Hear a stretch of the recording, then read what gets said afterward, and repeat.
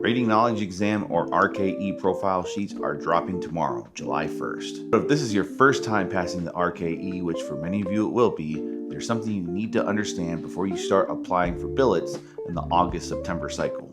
Passing the RKE doesn't automatically advance you. It simply makes you eligible to compete for advanced position or A to P billets within MyNavy Assignment. So how does the Navy decide who actually gets selected?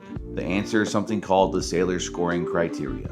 Every eligible candidate receives a weighted score based off of several factors.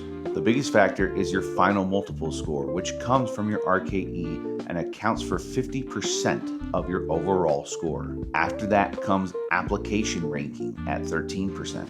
This is followed by sea duty credit and pay grade match, which are each 10%. The following points comes from things like your rate match, NECs, and the command ranking on your applications. One thing I wanted to highlight real quick is your application ranking. When you apply for billets of MyNavy Assignment, you're telling the detailer which jobs you would like the most. Your number 1 choice receives the highest score, your number 2 choice receives a little less, so on and so forth. If you don't rank a billet at all, it receives 0 points. Now the commands that you're applying to can rank up to 5 applications that they are receiving for that billet. While it doesn't carry as much weight as your final multiple score, it can definitely make a difference when your detailer is comparing qualified applicants. Now, here's a part of the Sailor Scoring Criteria that surprises a lot of sailors. You're not just competing against other sailors who are trying to advance. You're also competing with sailors who are already in that pay grade. The guidance specifically directs detailers to pick an in-pay grade sailor over an advanced position applicant. However, if an A to P sailor has a higher weighted score and isn't selected for a billet, that decision requires approval from PERS 4 higher authority. So don't get discouraged if you don't get selected for your first application.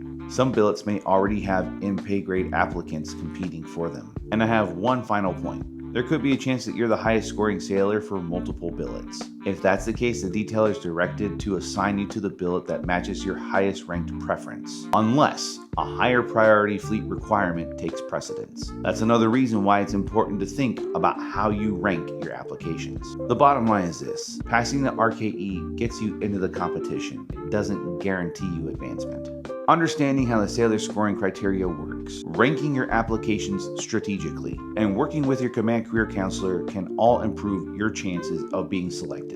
So what questions do you have about the Sailor Scoring Criteria? Let me know by dropping them in the comments. Of course, don't forget to like, follow, and share for more content just like this. Good luck to everyone checking their profile sheets tomorrow. I hope this helps you better understand what comes next. And with that, that's all I got. Go out there and make today great.